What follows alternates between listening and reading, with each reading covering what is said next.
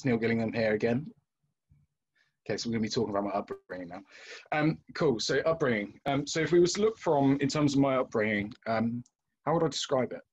I would say it's probably quite dysfunctional, really. And I don't want to do myself a disservice or my parents a disservice because, you know, they tried their best in a bad set of situation and circumstances they genuinely did. My parents are both very, very hardworking.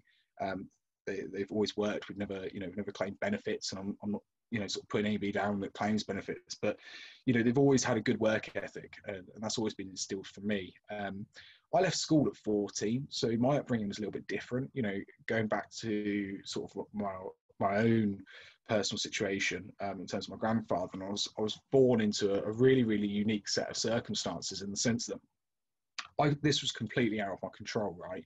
And it was completely out of my parents' control, but similarly to me, it impacted me negatively, as well as positively, but negatively. And I think that, it also negatively impacted, my mum, it negatively impacted on my dad, and it impacted on others as well, not just us, but certainly in terms of our family unit, it, positively and negatively. Positively, we've always been a family of unity. There is no breaking us. You take one of us on, you're taking all of us on.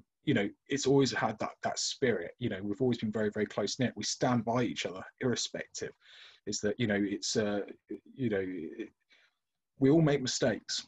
It's how you learn from them, and and that's how it was always sort of preached to me growing up. Is, look, Neil, I expect you to make mistakes. I expect you to experiment. I expect you to get into trouble. I expect you to do various things that perhaps I wouldn't do necessarily myself or condone, but I also appreciate that we are a product of our environment as much as we are it's that nature versus nurture sort of mindset, right? An argument and debate is that how could you not expect someone that's going through the situation I was going through to not be a little bit fucked up? And that's the crux of it. It's the bottom line was I was screwed up, and it was difficult. There was family issues and adult situations and adult topics that was being put onto me, as a very young adolescent, expected to understand the complexities, and and even now as an adult, I still can't understand and make sense of it all. So I think that growing up, my childhood,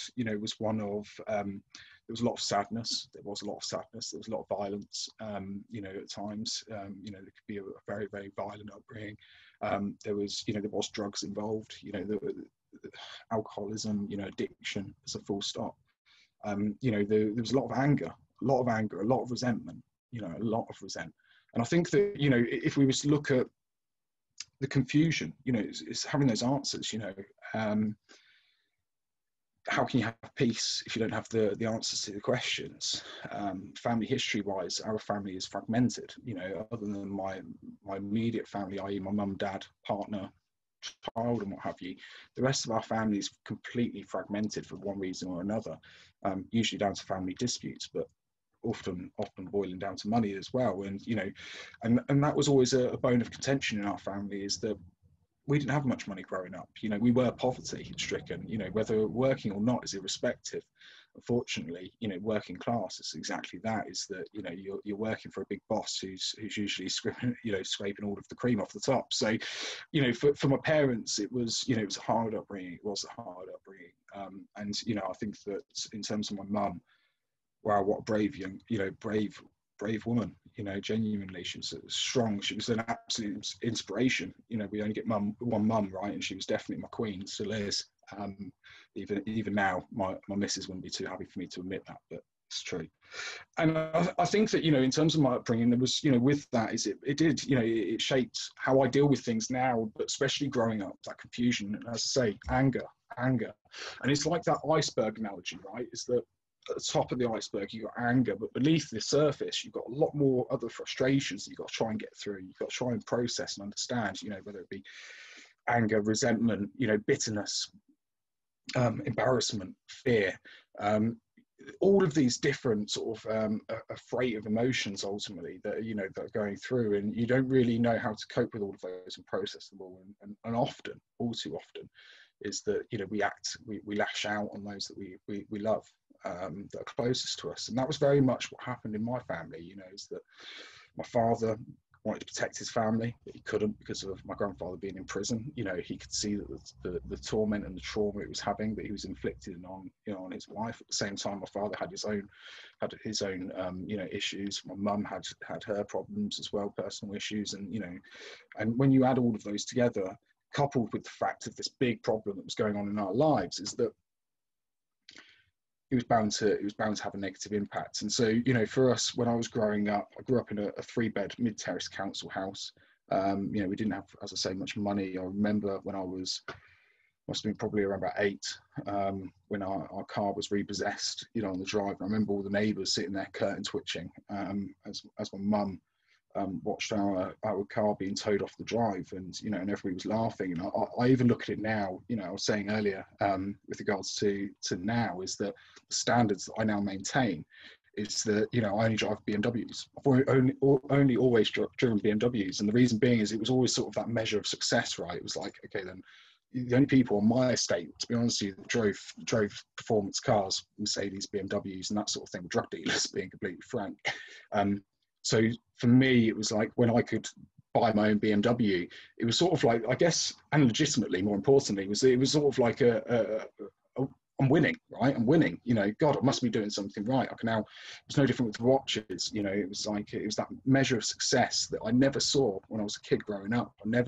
People didn't wear Rolex watches. They didn't drive BMWs. They didn't fly planes. They didn't have companies. That didn't work, right? And so for me, it was sort of like that benchmark. It was like if I can do that, then you know what, I've cracked it. And it was that measure of success. And I think as you become a little bit older, that becomes less apparent. It becomes less important to you, to be honest. It's materialistic, but it's certainly, growing up, it held a benchmark, you know, in my eyes, in terms of where I should be setting myself, my expectations. And how it was once described to me is there's a difference between a need and a want. Ultimately, everybody wants nice things. Everybody wants good health. They all want, you know, happy families and that sort of thing. But, you know, do they need it? Do they need to have a good job? Do they need to be able to earn a good living? Can they set that expectation? Do they need to set that expectation? And for me, it was sort of like I needed to be successful because I didn't have anything else to fall back on. I didn't have the qualifications. I left school at 14. I'm completely self-taught.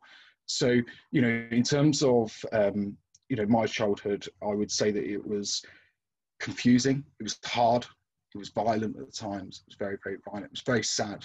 You know, it was a lot of emotional trauma,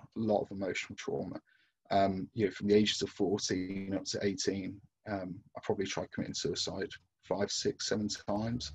And they all resulted in hospital admissions.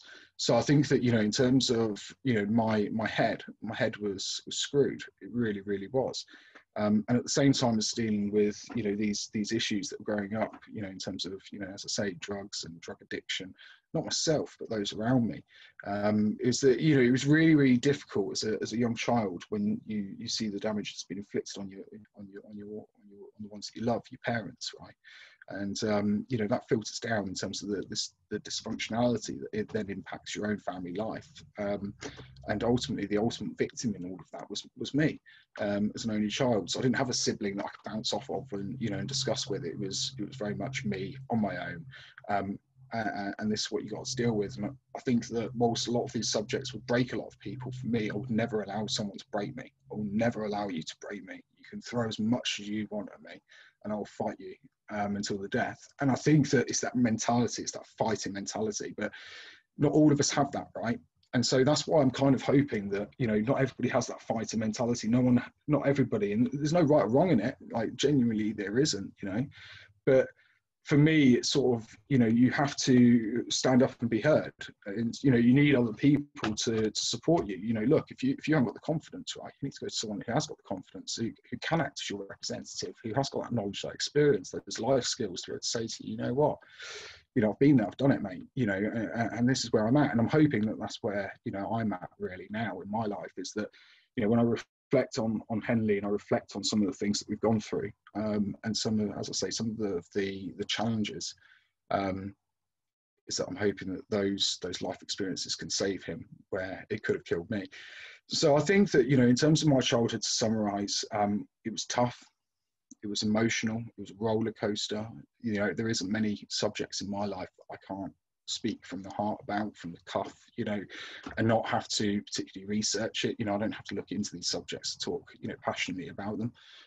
You know, whether it be in terms of, as I say, you know, the domestic violence, experienced it, murder, experienced it, prison, experienced it, bullying, experienced it, suspension from school, experienced it.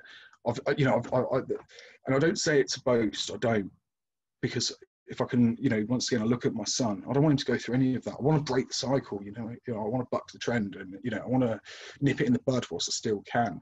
But I think at the same time is that I need him at some point, I want to put it on record, you know, so that he can see for himself exactly what my story is. What's Dad's story, you know, in all of this? What was Dad's role in all of this? And also as a bit of a, I guess in some respects, a reference point for me to look back on and say, you know what, bloody hell, actually I've came a long way in all of this, and I'm not doing too bad. So that's sort of where I'm at now, going from, you know, the transition from a teenager, 14-year-old teenager leaving school and entering the big bad world, through to, you know, unfortunately dealing with some of the uglier sides of becoming an adult, a resentful, angry, bitter, sad and confused young man who hit the ground running at a very, very young and early age. And what I'm hoping is by sharing that with you, and sharing some of the other points that we're going to expand upon, is that will enable you to be able to see more about how, one, has these crimes affected me as a victim, but two, how have these crimes ultimately, and how has this scenario, this environment, you know, created the person you're watching today.